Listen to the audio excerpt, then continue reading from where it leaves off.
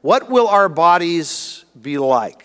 For our light and momentary troubles are achieving for us an eternal glory that far outweighs them all. One of the specific questions here, we've talked about the body already, but there's a specific question that people often ask, which is, how old will we be in the resurrection? Well, in some ways, we'll be brand new in the resurrection, but remember, Adam and Eve even were created as adults. So how old was Adam 3 hours after he had been created? Well, he was 3 hours old. But did he look 3 hours old? No, he didn't. So, I mean, God can certainly, what form will we be in? Will we be in the resurrected body of like a teenager or, a middle-aged person or whatever?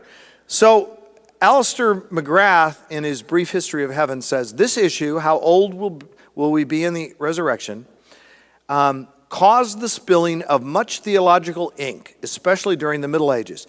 By the late 13th century, the church's emerging consensus was this: as each person reaches their peak of perfection around the age of 30, they will be resurrected as they would have appeared at that time, even if they never lived to reach that age.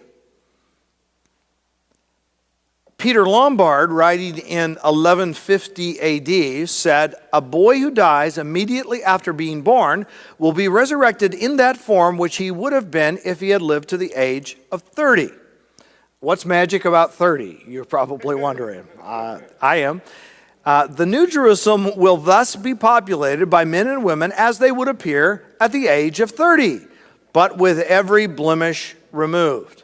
Now, Thomas Aquinas in the 1200s said, and therefore in each of these, human nature will be brought back by the resurrection of the state of its ultimate perfection, which is in the state of youth toward which the movement of growth is terminated and from which the movement of degeneration begins. In other words, your peak. Now, what is your peak? I actually think it's probably earlier than age 30, although there's some sports where athletes tend to peak a little bit later, and then there are others like gymnastics where they peak very, very young. But in terms of what was the peak, if you look back at your life, where did you reach your peak?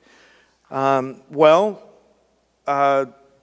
that will be where you'll be in the resurrection. Jonathan Edwards said, in heaven, 'tis the directly reverse of what 'tis on earth. For there, by length of time, things become more and more youthful. That is, more vigorous, active, tender, and beautiful.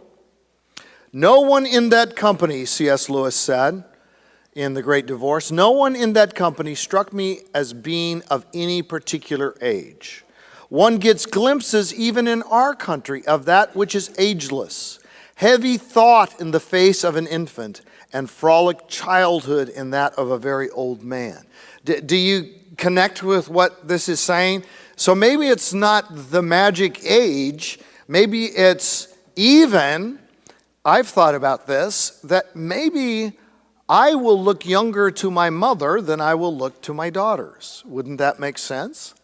I mean, they see me as their dad, who's always been older than they have, right?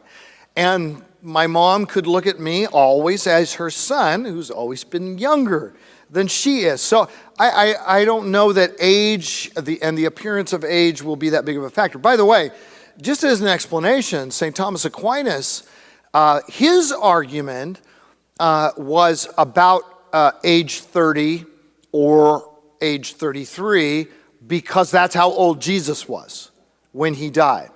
But once again, I don't think that's it's a nice sentiment. I don't know that it's any logical argument, but I think it's safe to say probably that we would be at our peaks. But as I suggested before, who knows? God may, in the resurrection, bring children in at the age they were when they died, and their believing parents might have the privilege of being part of raising them and looking after them as they grow up on a new earth. We don't know. It's speculation. We don't know, but it's possible.